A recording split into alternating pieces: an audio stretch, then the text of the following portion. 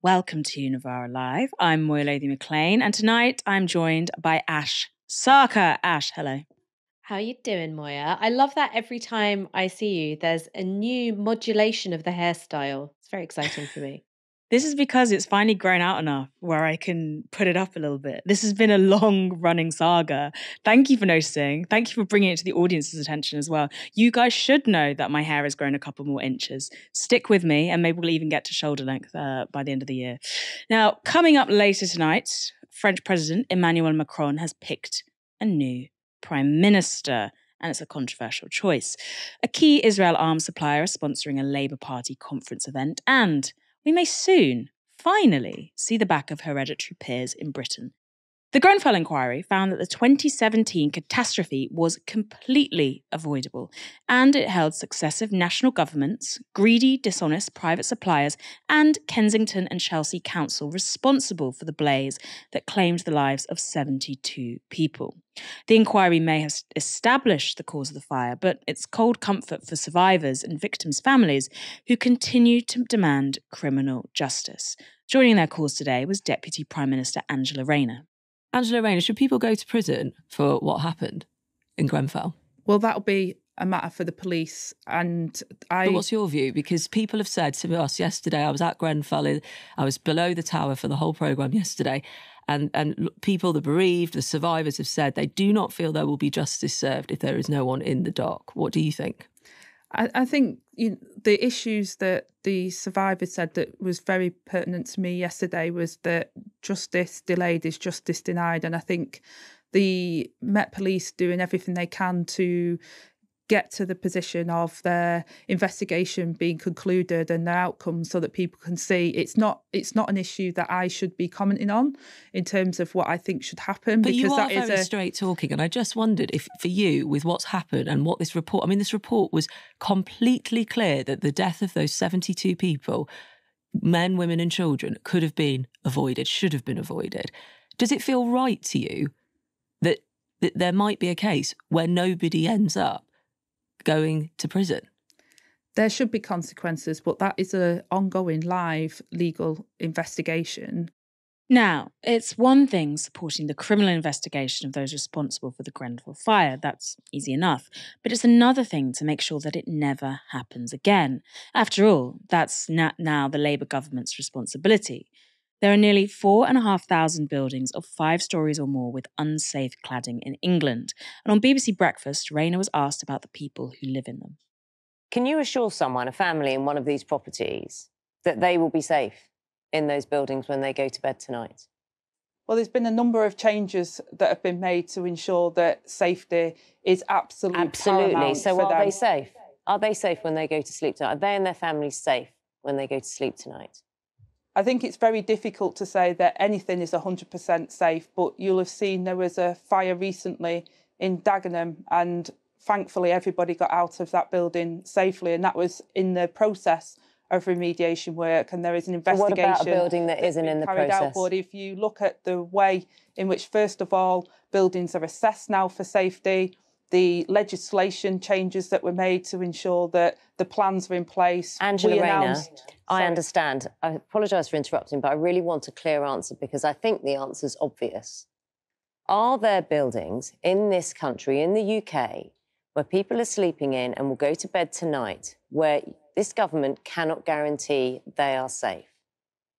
Well, all buildings in the UK could have a failure of some sort. I can't guarantee 100% that every building in the UK is going to be 100% safe. But what I can say is that measures have been taken to ensure that there is fire evacuation procedures, that where there is a waking watch that's required, that there is a process with the fire brigade to ensure that people are safe. And it all very much depends on the buildings, but there is every bit of work that's been doing to ensure that buildings are as safe as they possibly can be, and that the obligations on building owners and those regulators are there to ensure that we can make people as safe as we possibly can.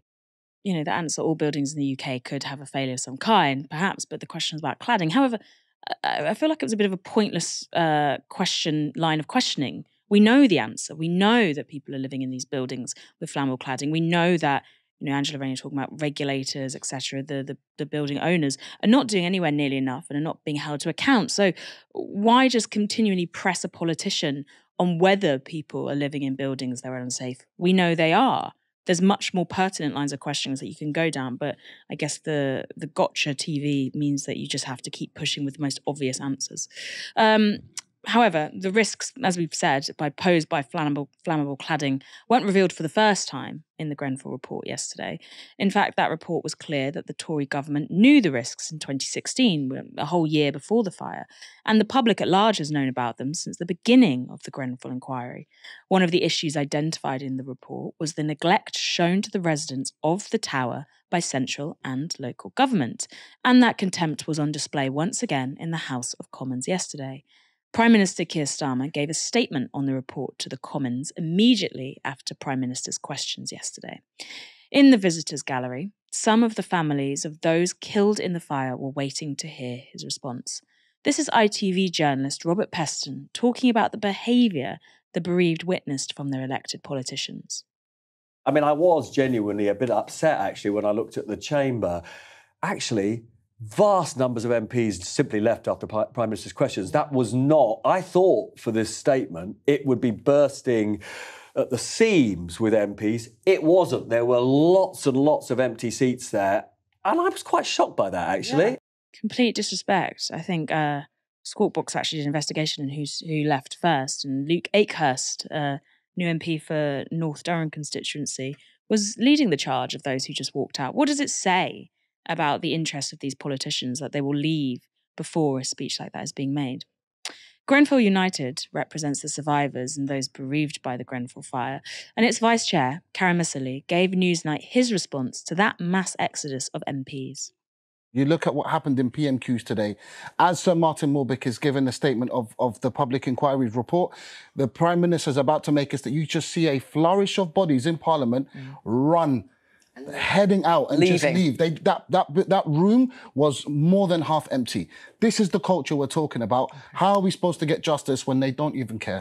They don't even care to pretend they care. That's the real thing.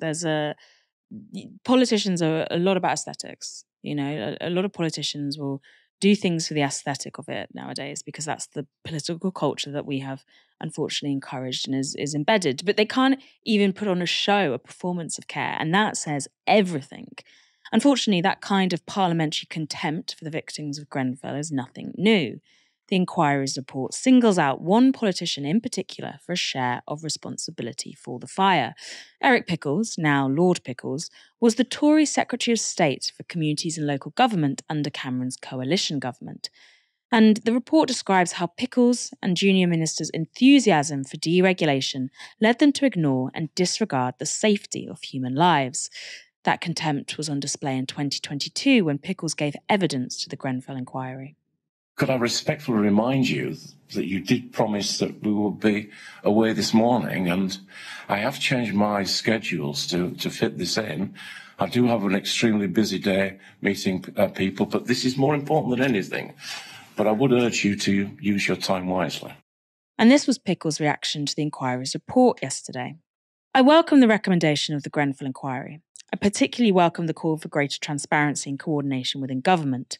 I thank the inquiry team for their diligence in a detailed examination of the Grenfell fire and hope the lessons learned ensure that such a tragedy never happens again. My thoughts and prayers are with the survivors and their families. No trace of an apology, but very valuable thoughts and prayers that I'm sure Eric Pickles is actually holding and making.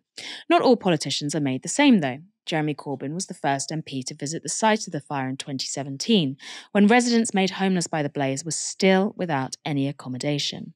More than a year later, many were still in temporary accommodation. Speaking to LBC, Corbyn told Andrew Marr what he thought of the report. Grenfell, abominable, appalling, terrible loss of lives and everything else. Had this been a private development, totally private development on the Bayswater Road with flats being rented out at £1,500, £2,000 a week, I'm sure they'd have all been put in the Savoy or the Hilton within a few hours of the fire. It would all been sorted out, and there would have probably been proper fire regulations in place in the first place. It's contempt for the poorest, most vulnerable people who make London run. Your erstwhile comrade, or perhaps continued comrade, John McDonnell, famously described to me what happened at Grenfell as social murder. Yeah. Would you agree with that phrase? Yes, he's absolutely right, because those people died for no reason other than the greed and incompetence of public officials, the greed of private companies. And so when the Prime Minister replied to the statement today, I thought the important point he made was there was a whole culture of contracting out. A contractor is employed to do some work. They employ a subcontractor. They employ a subcontractor. They employ a subcontractor. At the end of the day, you've no idea who's responsible for what. There's no responsibility anywhere. Local authorities underfunded, insufficient resources for their building control departments. Often, the developers end up marking their own homework and ticking the boxes to say the work they've done is safe. Ash, what is the political culture surrounding Grenfell now and justice for the survivors and the bereaved? I mean, I hate to say it because the facts unveiled in the Grenfell inquiry are absolutely damning, but this does show the way in which these long drawn out inquiries can take the political urgency out of an issue. I mean, it's been how many years now? 7 years since the Grenfell blaze, and John McDonnell was completely right to call it social murder. During that time, key employees will have moved into different industries, some will have retired, some may have moved country. Politicians responsible for decision making may no longer be in Parliament, they may no longer be in politics at all. And when you have that sort of diffusion of persons, because time has just gone on, it makes the drive for justice that bit more difficult. And politicians, as you could see from that awful footage of MPs leaving the chamber en masse, no longer think of this as a live issue.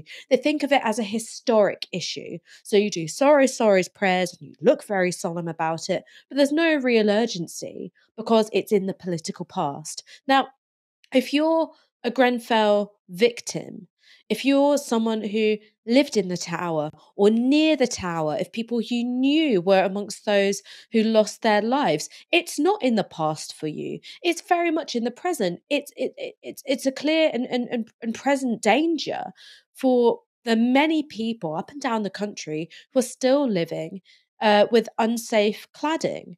But you know, the inquiry, again, I'm really sorry to say it because the report is, an absolutely fastidious and important piece of work. But the process of the inquiry, I think, does just take away that urgency, and it lets politicians, it lets decision makers off the hook in a very big way. I do just want to, I guess, reflect on the question of, do politicians just not care about Grenfell anymore? I think it's not just the politicians, because you read the report and you can see 3 huge areas of dishonesty and a failure. You've got at least 3 separate companies responsible for cladding and for insulation who lied about the safety of their products so that they could enter into the housing market. You had a government, successive governments, which since 1991, when there was a fire in Liverpool, did not consider it a matter of priority to assess fire safety, particularly in social housing. And you had a local authority, which, like many local authorities up and down the country, actively wants to get rid of its social tenants because then they can sell off that land to private developers. And so that's where the whole thing about, tenant management organizations and quangos and all these levels of intermediaries come in. The reason why it's designed like that, it's not because it's just a magically badly designed system by someone who's stupid. It's designed to actively disempower tenants, to make it really difficult for them to get improvements carried out to the place where they live. So they give up and ultimately leave. And then you've got few enough people, you can deal with them either by rehousing or compulsory purchases, and then you can knock down those flats and build some new ones. That's been the story across London. That was the story in the Haygate estate. That was partially the story around the Carpenters estate. So many estates around London had that exact same playbook. And it costs lives. It cost lives in the case of Grenfell because that layering and obfuscation of responsibility meant that when tenants were saying, we're living somewhere dangerous, they were just being kicked around. And I'm sorry to say that I don't think that that's changed because, yes, there has been some action taken to deal with unsafe cladding. Now, it's going really slowly, in part because the government designed it in such a way that responsibility is sort of, once more, being kicked around. So if you're actually a private tenant, or if you're a homeowner and you've got unsafe cladding, basically the freeholder is saying, oh, well, you've got to pay to get rid of this unsafe cladding that we paid to put on. So that's happening with private tenants and private owners. When it comes to social tenants, a report from Inside Housing published last year found that I think it was over 210,000 social tenants still live in unsafe housing of some kind, whether that's to do with something like cladding, whether that's to do with mold, whether that's to do with, the cold, to over 210,000 social tenants. It has not been a priority for the government to go, okay, well, how do we design a social housing system where, one, there's enough of it, and two, social housing tenants are being treated well? In fact, they've got the opposite incentive. They don't want to treat social housing tenants well. They don't want to be directly responsible for them because that would put the state on the hook for money. So it's an absolutely broken system of incentives. And the reassurances from Angela Rayner that the government is doing stuff, yeah, that's great. But what are you doing about those incentives? I've not heard Labour talk about that. I think all very pertinent. And we will be staying with Grenfell as long as it takes, even if it's 10 years to get justice. French President Emmanuel Macron has appointed a new Prime Minister. Michel Barnier was the EU's negotiator during the UK's withdrawal from the bloc, and he was dubbed a bullshitter by Dominic Cummings. Barnier is a member of the Republicans, that's the political party representing the traditional right. It finished a distant fourth in France's July snap election, losing a third of its seats. Somehow, he's Prime Minister. Now, this staunch Europhile has enjoyed a decades-long career, though he hasn't had a seat in the French Parliament for over 30 years. He's twice been a European Commissioner and has held several top cabinet jobs in France. At 73 years old, he'll be the oldest Prime Minister since the founding of the French Fifth Republic in 1958. He also may become one of the shortest lived because he's likely to face an almost immediate no-confidence vote from Parliament brought by the left-wing New Popular Front. They're currently the largest bloc in the National Assembly. But Barnier's appointment brings to an end 2 months of political deadlock in the country. In July's election, the left-wing parties saved the country from a majority far-right parliament.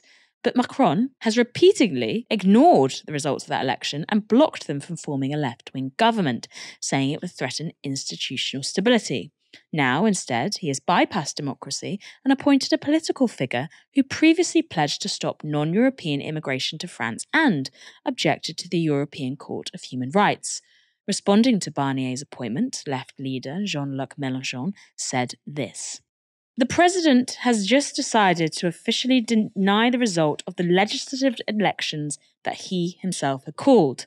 It is not the New Popular Front which came out on top in the election that will have the Prime Minister. The election was therefore stolen from the French people. The message was denied." The far-right National Rally made substantial gains in July's snap election. They responded a bit more cautiously. Parliamentary Party leader and former presidential candidate Marine Le Pen said this: "The National Rally will not participate in a government of any kind whatsoever of Mr. Barnier's. For the rest, that is to say on the fundamental issues, we are waiting to see what Mr. Barnier's general policy speeches and the way in which he leads the compromises that will be necessary on the budget." I'm now joined by Ollie Haynes, a freelance journalist covering French politics. Ollie, hello. Let's kick off. Why has Macron chosen Barnier over any other candidate? So to just recap what's happened, Macron's bloc did not do very well in the European elections. Macron dissolved the parliament in order to call a parliamentary election. He lost that. And then the left are the largest party, but there are 3 blocs. There has then been an intense period of wrangling in which the left has put forward a candidate, Lucie Castex, but Macron has met with figures from every other party to try and find a PM, because he really, really does not want to appoint Lucie Castex on the New Popular Front's programme. He has picked Barnier because Barnier is pretty right-wing. And throughout the entire period of this wrangling, the Olympics truce, Macron negotiating and trying to find a way out of the bind that he placed himself in, he has had one thing on his mind, really. Firstly, that he will not relinquish, 2 things on his mind. Firstly, that he does not relinquish control to any significant degree. And secondly, that the economic programme of the New Popular Front is not implemented. He has passed several reforms over the last few years, be they austerity measures to cut unemployment insurance, make it more difficult to access, a series of privatizations, and the flagship measure of his presidency, the pension reform. And the New Popular Front's programme, to begin with, would cancel all of this out. So he has to make sure that his economic policy programme that he's put forward over the last 7 years, 6 years, 7 years? 7 years. Last 7 years remains in place, basically. Is this a quiet coup? And if so, how are the French, a famously passive nation, responding? Yes, I think maybe coup is slightly too strong, but those are the kinds of terms in which we should be talking. Fabien Roussel, the leader of the French Communist Party, said the other day, if this had been in Latin America, we'd be calling this a power grab or a putsch or a coup. And I think that is what's happened. The system allows him to do this because in the Fifth Republic, the power is concentrated enormously in the hands of the president. And so he has made a sort of show of pushing the constitution to its absolute limits. Whether or not this is technically illegal, it's not entirely clear. It probably is allowed within the constitution, but it is going against the letter of the spirit of the constitution rather than the letter. And this is a complete cancellation of democracy. Even if the New Popular Front were to face a no-confidence motion, which they might, that should be allowed to go ahead. But instead, he's denying even the possibility of left-wing government. In particular, Macron has said that this is about stability. But if he really cared about stability and wanted to allow a government to be able to govern, to pass laws, to pass budgets, he could instruct his troops not to vote for a no-confidence motion against the left. But that's not what this is about. This is not about stability. This is about maintaining power and maintaining the economic interests of his coalition, the Bloc Bourgeois, the Bourgeois Bloc.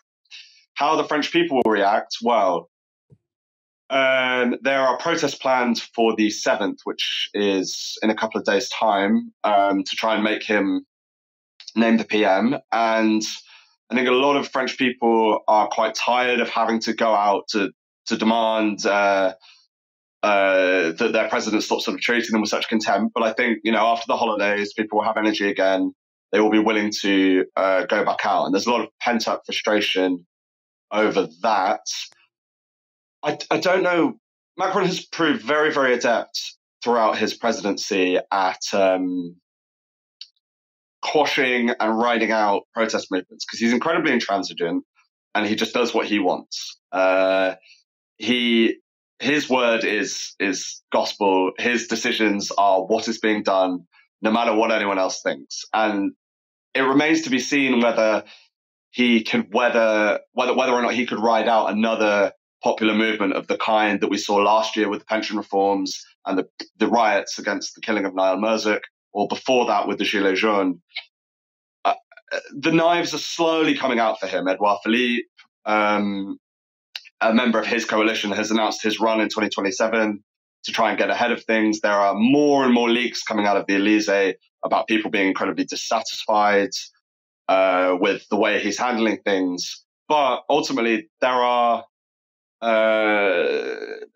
limited ways in which the French people can put pressure on. However, what the left are going to try and do is destitution, i.e. impeachment.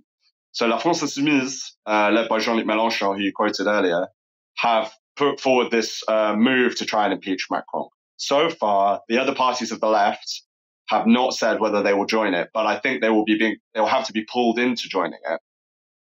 Because the National Rally have said that they will not immediately vote of no confidence the Barnier government if they agree with his proposals, which they probably will, on a load of issues from immigration to the budgets.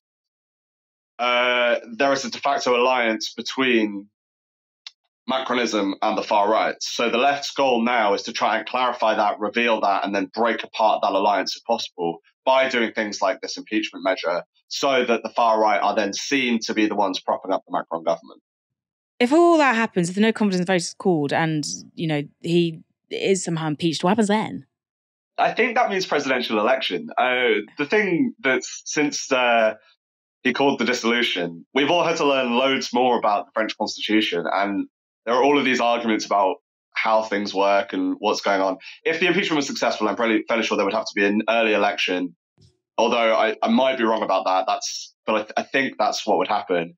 In terms of the politics of it, I think this impeachment measure is likely to fail, and the far right will find an excuse for its failure. Partly it has to go through the Senate, which is largely controlled by the right, and there are many more Macronists and LR people in the Senate, so they can sort of brush it away that way. But the point of these measures, I think, is not that they will succeed, because I think it's unlikely that they will, but is to set up a series of clarifications about where the alliances are in French politics, because basically everyone is an anti-Macronist now, apart from the literal Macronists themselves. Everyone has to define themselves against Macron.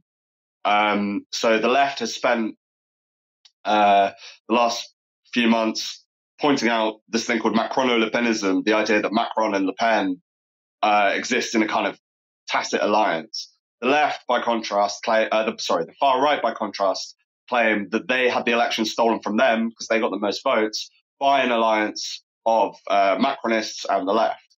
So it's more about trying to reveal where the alliances are in the French political system, so that either the left in the New Popular Front or the far right can try and place themselves on the side of the people who pretty resolutely hate Macron. Final, very brief question. Is Macron following the great tradition of individual French political figures who get a lot of power and forgetting that France is in fact a republic? Yes, yeah. Macron is absolutely a presidential monarch. He even said, I think, a couple of years ago that without a monarchy, France has a yearning for a king, but they don't know how to express it. So he's a sort of firm believer in this idea of incarnating the French Republic, of power being located in his hands, that when he was elected president, he was elected to carry out a task and he will carry it out no matter what anyone says. The term that gets thrown around is neo-Bonapartism, this idea that he's acting like Louis Bonaparte in his kind of emperor-like sort of demeanor. And it really can't be stressed enough how much power he has and how few people make decisions in France. Barnier's appointment was sanctioned by, or is agreed and blessed by this guy, Alexis Collère. Alexis Collère is Macron's second brain, they call him. He's one of the only people that Macron trusts to make decisions. Collère worked for Pierre Moscovici in the Eurogroup, and so that's why you're getting this kind of Eurocrat figure like Barnier, possibly why that Barnier specifically has been picked. But to take it back to the original point, France is operating kind of like an oligarchy at this point. There are very, very few people who get to make decisions. And doesn't matter what anyone else does, it seems. Doesn't matter if you are the largest party in an election. Doesn't matter if the majority of people want you gone. Doesn't matter if everyone opposes your pension reform. The way of the emperor will prevail. To paraphrase a quote, with great power comes little accountability. Ollie Haynes, thank you so much for joining us. And if you want to hear more from Ollie, you can check out his podcast, FLAP24, which I may be completely butchering the name of. Maybe it's a fancy French acronym, all about French politics. Labour Party conference is just around the corner, can you believe it? And among the big businesses invited into the room by Keir Starmer and Chancellor Rachel Reeves are Israeli arms suppliers. Reporting by Sam Bright for Novara revealed that major weapons manufacturer Northrop Grumman is sponsoring a Labour conference panel. The event is titled A New Era of Defence: How Can Labour Address Current and Future Challenges? It's being hosted by the supposedly progressive magazine The New Statesman. From Novara's report, there's this. According to the charity Action on Armed Violence, AOAV, Northrop Grumman has supplied parts for F-35 fighter jets, which have been central to Israel's military operations. The F-35s, produced primarily by Lockheed Martin, but with significant components from Northrop Grumman, are regularly used in strikes across Gaza. This isn't the only New Statesman panel funded by an arms supplier with a relationship with Israel. The magazine is also hosting an event at the conference sponsored by arms firm Babcock. And there is this fact about them in Sam Bright's report. Between 2008 and 2021, Babcock applied to the UK government for 12 arms export licenses to supply weapons, components, or military technology to Israel. In a statement to Novara Media, Babcock said they did not currently, quote, provide defense support or equipment to Israel, but the company did admit that they continued to, quote, work in collaboration with Israeli suppliers to deliver for our UK Ministry of Defence customer. The New Statesman also has a long relationship with arms manufacturer BAE Systems, and this is by no means the first time the media outlet has received stick for controversial event sponsors. However, the decision to continue working directly with arms suppliers to Israel amid the mass slaughter that's taken place over 11 months is a very interesting one, particularly given the posturing the magazine makes of its nominally progressive stance. Even Labour themselves have been reviewing the carte blanche placed on British weapons exports to Israel. This week, the government suspended 30 of its 350 arms export licenses with Israel because of the risk that equipment would be used in violation of international humanitarian law. Now, Ash, there's two stories here, really, isn't there? There's British media taking money directly from arms manufacturers, and then there's the Labour Party playing host to those goings-on. Where do you want to begin? See, Moya, I disagree with you. This is actually the same story. And the story is this. There is a window of tolerable differences in opinion. And those tolerable differences in opinion are what level of transphobic are you? Is it a lot too extreme? Do you do a sad face about the two-child benefit, or do you actively support it? I mean, you know what I mean when I talk about the Overton window as it exists in Westminster. What has always sat right outside of that is any discussion of Britain's role in the world, geopolitics. And of course, weapons manufacturing, arms sales are a huge part of how a country maintains its position and preserves its geopolitical interests. There's a reason why we arm certain factions of extremists and not others in the Middle East. It's all to do with how the establishment calculate what Britain's interest is. And when you start saying, hey, we actually arm these people and it's really fucked up, or like, hey, that Britain's support for the Saudi UAE coalition and their onslaught in Yemen resulted in, hundreds of thousands of deaths, including children, and a humanitarian catastrophe. You're dismissed as a crank, a Corbynite, in fact, nothing less than a sort of Putin sympathizer. And that's how the window of respectable opinion is policed. There is tolerable levels of disagreement, actually very small levels of disagreement, and then there's foreign policy, which you must not touch. And I feel quite strongly that when you see the presence of, BAE Systems at Labour Party conference, or you have media organisations accepting the sponsorship of arms companies, which you see, I'm a dedicated reader of the London Playbook. I get it in my inbox every day, and I'm always, interested to see who the day's sponsor is. Is it going to be some crypto currency scam, or is it going to be a literal arms trader? It's quite often a highly unethical business practice of some sort, and that is one of the most prestigious newsletters that every Westminster journalist, every policymaker gets and reads every morning. It's basically a form of reputation laundering. It makes you feel complicit in a way, and that closes down the political space to take on these arms companies or threaten their interests in any way. So that's what I mean by it's one story. Foreign policy, arms sales has always sat outside of the window of tolerable opinion differences. And this is how arms companies get away with selling weaponry, which causes untold levels of human loss of life and supports the regimes of some objectively terrible people. Yeah, maybe you've convinced me, Ash. It's just two cheeks of the same arse, isn't it? for a phrase. The new Labour government has started work on keeping one election pledge they made, and a lot of old dusters are not very happy about it.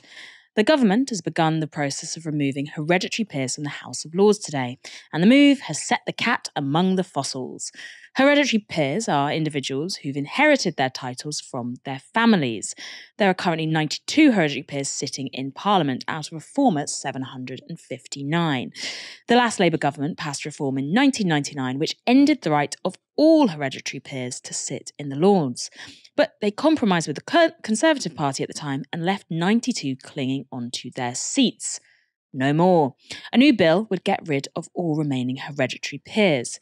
That would be a real blow to the political representation of white male landed gentry. Because yes, every single hereditary peer currently in the Lords is a white man. And you might be interested to know that the average age of these hereditary peers is also just squeaking under 70.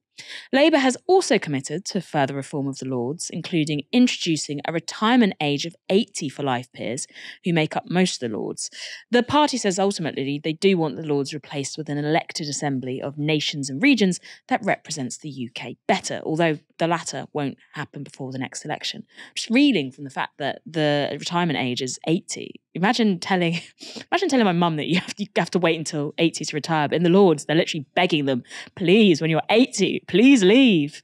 However, it might not all be over. It's not all over to the old duster sings, because Labour are leaving a loophole for some hereditary peers to make a return to the fold.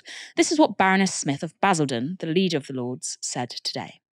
I can confirm that if members leave this House as hereditary peers, there's no block at all of them coming back as life peers if their party so wishes to introduce them. Despite this lifeline, the hereditary Lords are not very happy about Labour's plans. 64-year-old Lord Strathclyde was one of the Lords who beat New Labour into submission over scrapping hereditary peers in 1998. This was his reaction to the news today. My Lords, this is a high-handed, shoddy, political act, removing some of our most senior and experienced peers, such as the convener of the crossbenches, Lord Kinnoul, the deputy leader of the opposition, Lord Howe, and many others who have held some of the most senior positions in government and in commerce. My Lords, why is it that the government and the noble Baroness have not sought forward to have any discussions or consultations amongst the parties? 25 years ago, there were countless debates and questions that took place in the House and ultimately finished up with an agreed and consensual way forward, agreed within the parties. Why are there no proposals about removing those peers from the House who very rarely come, rather than those who have shown an active commitment over many years? I hope that noble Baroness will now engage with usual channels to find a suitable day for a debate on the floor of the House to discuss proper reform of the House of Lords. Ash, does he actually, I can't believe I'm about to say this, does he have a point there? In the short term, should Labour be first removing the peers who never turn up? I think the press millionaire, owner of the Evening Standard, Janie Lebdev, was revealed to have only attended the Lords once for his maiden speech. What do you think? Well, look, the entire House of Lords is a crock of shit, right? From top to bottom. The system that we have is just the unholy offspring of, the last dying dregs of feudalism on the one hand, and cronyism and political parties offering financial reward and status and legitimacy to people that fund them really well or whose support they need because they are a press baron, as in the case of Lebedev. So the entire thing from top to bottom needs a complete overhaul. I'm very sympathetic to the idea of a wholly elected upper house. I respect that people say that maybe you lack some of the expertise angle, but I don't think that we get the expertise as it is. And let me give you an example of just how messed up the residual bits of the hereditary peerage are. Lord Bethel, who some of you may remember from the dog days of Boris Johnson's government, he chaired Matt Hancock's leadership bid. He provided a £5,000 donation. And then, lo and behold, he was a surprise appointment to run the Department of Health's test and trace system during the COVID pandemic.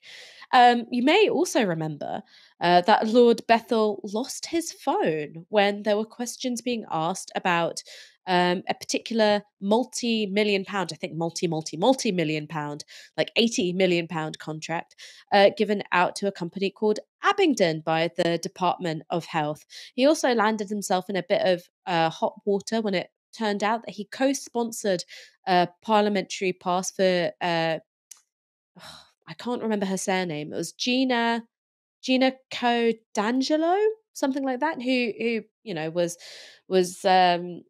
revealed to have been in a tryst with Matt Hancock. All right, Lord Bethel. How did he become a lord? Right? Is it because of all of his years of public service running? I think it was Ministry of Sound. No, he's a hereditary peer, and so there is a tawdry relationship between the hereditary peerage. I think cronyism, it makes it easier.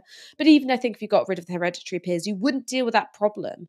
That essentially the system is set up so that political parties can just, reward their wealthy donors with a seat in the House of Lords. And you're not getting that oversight of legislation that's really critical that you'd want an upper house to do. So I don't necessarily agree with the second Baron Strathclyde that what Labour should be doing is move slow. I actually think move fast and break things in this case, because it can't be worse than the system that we have. Yeah, very true. And I mean, even after these reforms, the Lords will still be the second largest unelected upper chamber in the world. The other thing I wanted to ask about, Ash, is let's look to the future, right? This idea of the chamber of elected members who, what do they say? Elected chamber of regions and nations. First of all, why are Labour not doing it now? Why have they said, we'll do this after the next election, which we might not win at all? But also, what do you make of that? Do you think it would be a successful bit of constitutional reform? Is it constitutional reform? Just political reform in general? Do you think it would be successful? Do you remember when John Prescott tried to push through all the elected assemblies and everyone got really scared and went no, and then that inadvertently led to Dominic Cummings working out how to do Brexit years down the line? Will we see that again? That was the sort of like flap of the butterfly's wings, which then led to, the 2016 result.